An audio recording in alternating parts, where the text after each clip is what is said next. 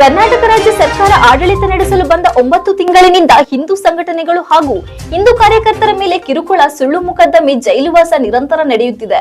Police ಇಲಾಖೆ ದುರ್ಬಳಕೆ ಮಾಡಿಕೊಂಡು ದ್ವೇಷದ ರಾಜಕೀಯ ಮಾಡುತ್ತಿದೆ ಎಂದು ಖಂಡಿಸಿ ಜಿಲ್ಲಾಡಳಿತಕ್ಕೆ ಮನವಿ ಸಲ್ಲಿಸಲಾಯಿತು.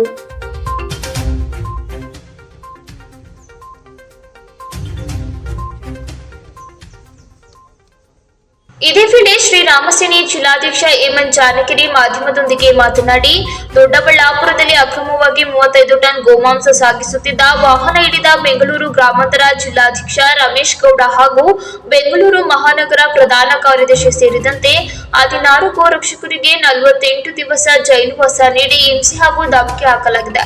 ಶ್ರೀರಾಮಸೇನೆ ರಾಷ್ಟ್ರೀಯ ಅಧ್ಯಕ್ಷ ಪ್ರಮೋದ್ ಮುತಾಲಿಕರಿಗೆ ಶಿವಮೊಗ್ಗ, ಚಿಕ್ಕಮಗಳೂರು ಜಿಲ್ಲಾ ಪ್ರವೇಶ ನಿರ್ಬಂಧ ಮಾಡಿದ್ದಲ್ಲದೆ ಹುಬ್ಬಳ್ಳಿಯಲ್ಲಿ ಕೇಸ್ ಹಾಕಲಾಗಿದೆ. ಜೊತೆಗೆ ಶ್ರೀರಾಮಸೇನೆ ರಾಜ್ಯ ಅಧ್ಯಕ್ಷ ಗಂಗಾಧರ್ ಕುಲಕರ್ಣಿ ಅವರಿಗೆ ಚಿಕ್ಕಮಗಳೂರು ಜಿಲ್ಲೆ ಪ್ರವೇಶ ನಿರ್ಬಂಧ ಮಾಡಲಾಗಿದೆ ಎಂದರು. ಚಿಕ್ಕಮಗಳೂರಲ್ಲಿ ಶ್ರೀರಾಮಸೇನಾ ರಾಜ್ಯ ಕಾರ್ಯದರ್ಶಿ ರಾಜು ಖಾನಾಪುರವರ ಮತ್ತು ವಿಭಾಗಾಧ್ಯಕ್ಷ ರಂಜಿತ್ ಶೆಟ್ಟಿ, ಜಿಲ್ಲಾಧ್ಯಕ್ಷ ಜ್ಞಾನೇಂದ್ರ ಅವರನ್ನ ಬಂಧಿಸಲಾಗಿದೆ. ಮಂಗಳೂರಿನ ಹಿಂದೂ ಕಾರ್ಯಕರ್ತರಿಗೆ ಗಡೀಪಾರು ಆದೇಶ ಮಾಡಿದ್ದಲ್ಲದೆ ಬೆಂಗಳೂರಲ್ಲಿ ಹಿಂದೂ ಹೋರಾಟಗಾರರ ಬಂಧನ, ಗೂಂಡಾ ಆಕ್ಟ್ ವಿಧಿಸಲಾಗಿದೆ.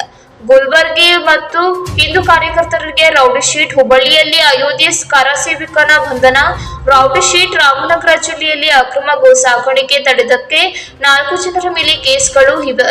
ಉದಾಹರಣೆಗೆ ಮಾತ್ರ ಇನ್ನೂ ನಿರಂತರವಾಗಿ ನಡೆಯುತ್ತಿವೆ.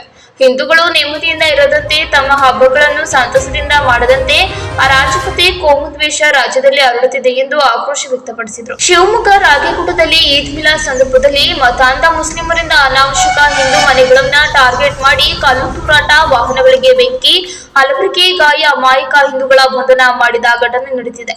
ಹಾವೇರಿ ಜಿಲ್ಲೆ ಚಾಂಗಲ್ನಲ್ಲಿ ದಸರಾ ಪಲ್ಲಕ್ಕಿ ಉತ್ಸವಕ್ಕೆ ಕಾಶ್ಮೀರಿ ಮಸೀದಿಯ ಮುಸ್ಲಿಮರಿಂದ ತಡೆ ಗಲಭೆ ನಡೆದಿತ್ತು.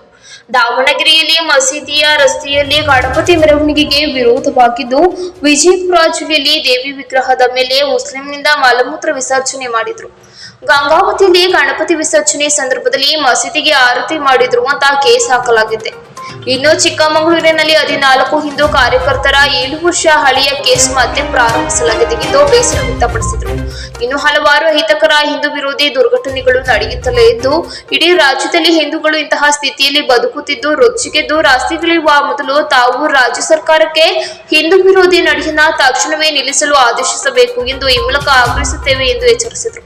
ಪ್ರತಿಭಟನೆಯಲ್ಲಿ ಶ್ರೀರಾಮಸೇನೆಯ ಜಿಲ್ಲಾ ಪ್ರಧಾನ ಕಾರ್ಯದರ್ಶಿ ಲೋಕೇಶ್, ನಗರಾಧ್ಯಕ್ಷ ನಿತಿನ್, ಜಿಲ್ಲಾ ಉಪಾಧ್ಯಕ್ಷ ನವೀನ್ ಕುಮಾರ್ ಇತರರು ಉಪಸ್ಥಿತರಿದ್ದರು.